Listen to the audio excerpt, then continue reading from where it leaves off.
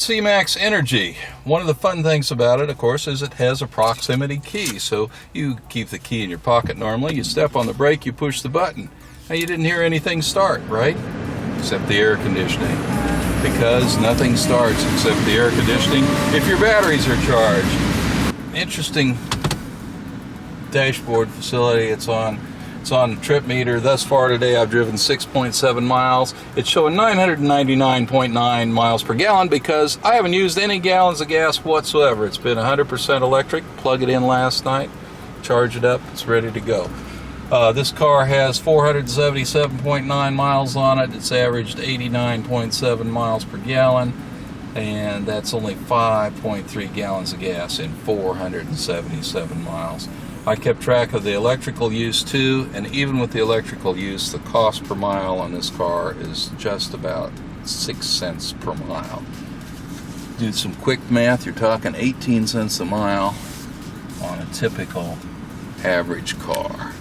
So there's your number one advantage, is low operating costs. Another advantage you'll notice right here, we're still on the electric. We'll be driving on the electric mode all the way back downtown. And it's quiet. That's what it is. It's quiet.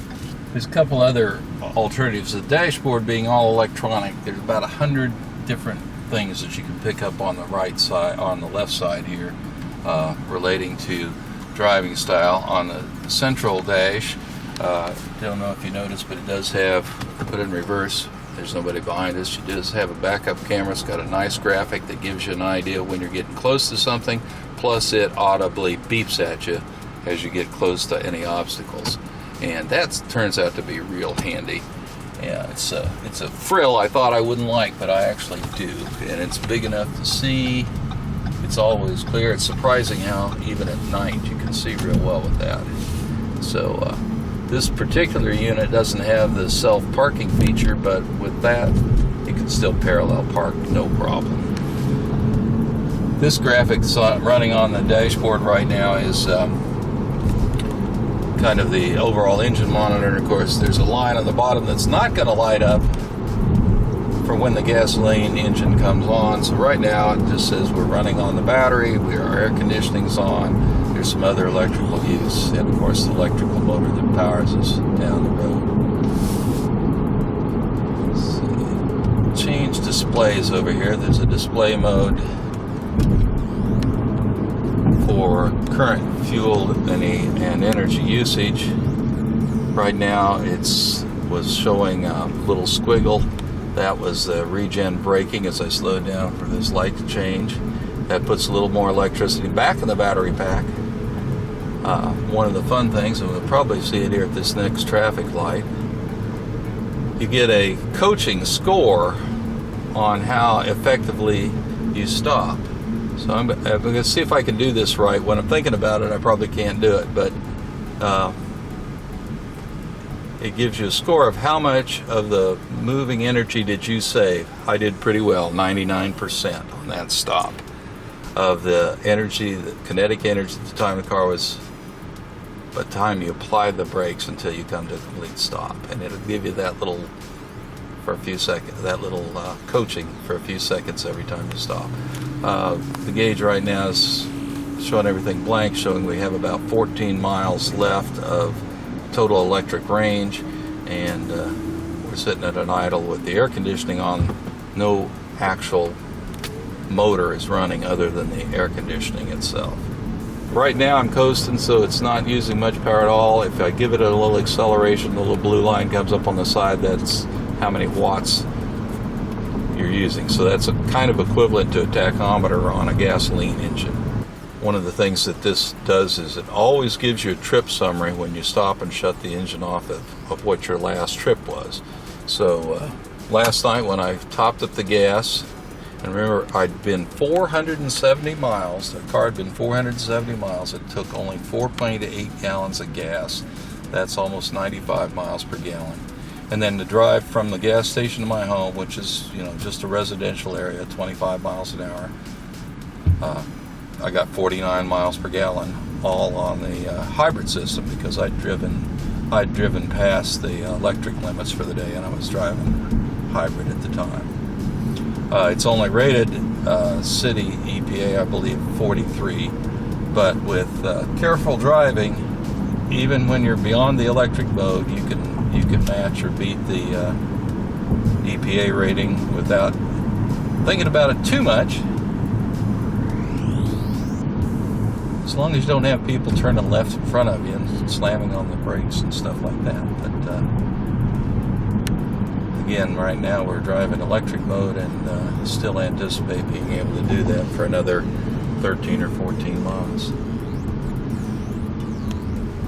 I would really like to drive one of these cars in the mountains. I've driven other hybrids in the mountains.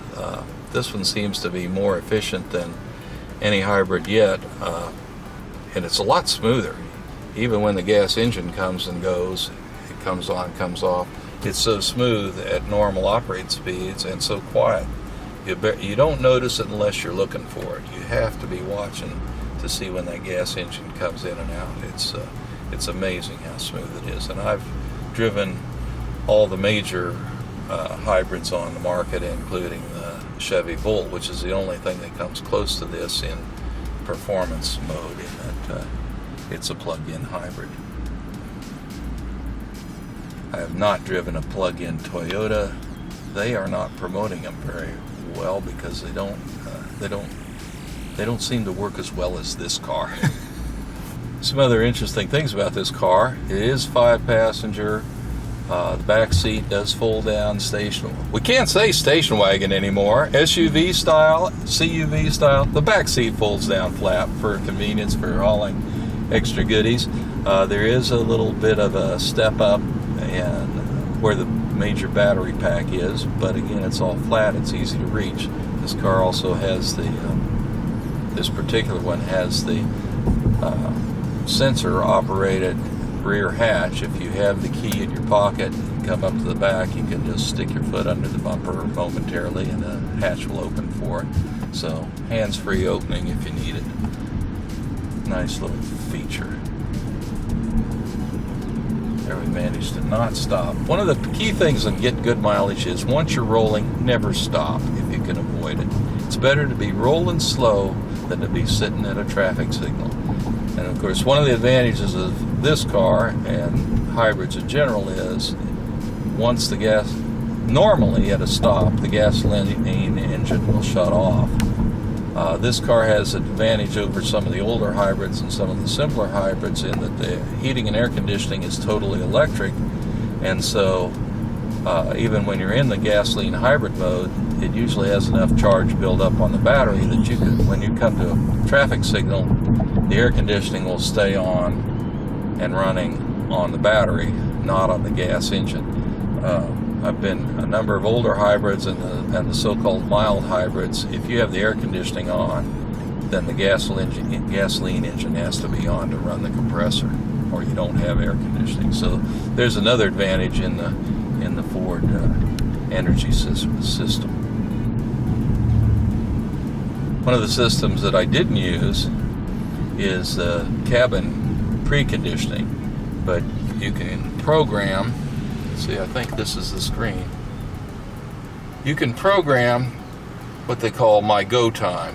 If you're going to leave at 7 o'clock in the morning on a winter day, you have the car plugged in overnight, you can program this to the interior temperature you want the car, say 75 degrees, and your approximate time of departure, say 7:30 a.m. And when you walk out, the car will already be to that interior temperature, warmed up, ready to go. You unplug it, and you still have your full driving charge because the battery will still be fully charged. So you can still drive 20 to 25 miles has been my experience on the batteries alone before the gas engine comes in. So there's another neat feature, and it's far better than pre-starting a gasoline or a conventional car and letting it sit there and run where you're getting negative miles per gallon just trying to build up enough heat to warm up your cabin. That's one of the most energy inefficient things you can do. So another advantage to the hybrid electric system in the Ford energy cars. And you get the same system in the more stylish, more sedan-like Fusion Energy is available also, and you only give up a little bit of luggage space for the bigger battery pack. I think it's actually pretty amazing that you're getting a fully functional electric car and a fully functional gasoline hybrid for about the same money as the electric cars that are available in the U.S. Nissan Leaf comes pretty close to being this same size and kind of interior space, 5 passengers, kind of wagon-like, back seats fold flat. They use them for taxis in some cities, so they're roomy. This is roomy. I don't know if anybody's using this as a taxi or not, but you certainly could, because the back seat has amazing footroom, even with one or both of the front seats pretty far back. But at any rate, a Nissan Leaf with as nice an interior as this has, the leather seats, the Bluetooth, the other computer features that this car has, it costs just as much money, and it only has about 80-mile battery-only range, and then you must plug it in somewhere. So this takes away all that range anxiety.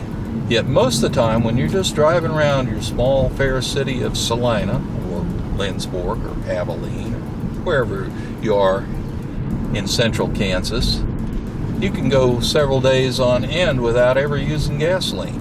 Plug this in every evening, drive your 15-20 miles a day. I know my wife typically drives in the teens of miles per day, and her car, which is about the same size as this, it's a Volvo V50 station wagon, it ends up costing 17 to 20 cents a mile just for the gasoline.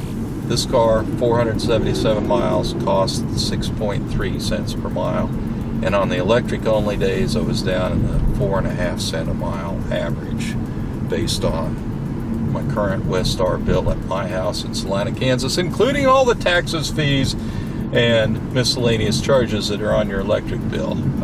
Our electric rate nets out at 14.11 cents per kilowatt hour for the bill that I got that was due June 5th. That's the one I used for doing these calculations. The other thing you'll find if you're interested in your energy use is that your doggone electric rate changes every month. And most people don't realize that, and most people don't care about the details. You care about how often you fill up your gas tank. This car, depending on how you drive, you won't have to fill up the gas tank for 600 or 700 miles, typically. Like I said, it only took 4.8 gallons, having driven 470 miles in the past 2 weeks. 2 weeks of my test drive. Basically, drives like any other car. You don't have to worry or consider all these technical things. I just think it's fun and interesting. You get in the car, you put your foot on the brake, you push the start button, it says ready to drive. You put it in drive, you put it in reverse. You watch where you're going, you steer, you brake, you drive the way you would any other car. And if that's what you want to do, you'll still get better mileage and less cost per mile than any other car of this size and these capabilities that you can buy today, I think. The one thing that really does help, though, is that plugging it in, charge it every evening, let it charge up overnight, and drive your first 20 to 25 miles a day, total electric.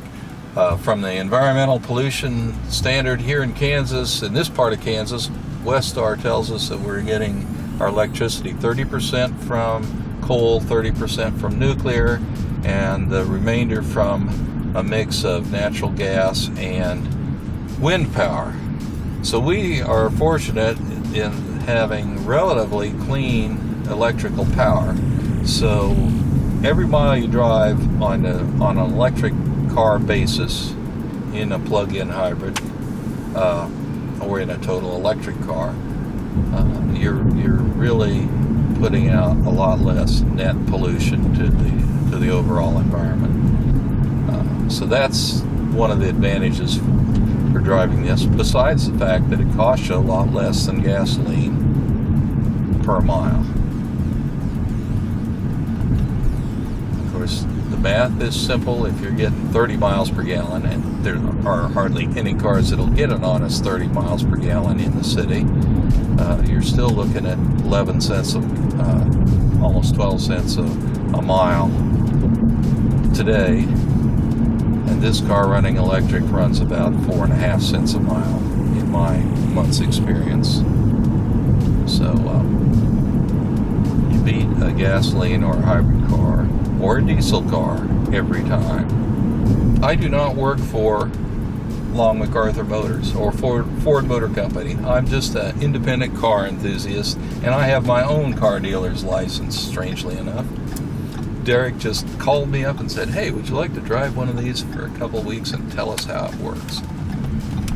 Well, it works better than expected.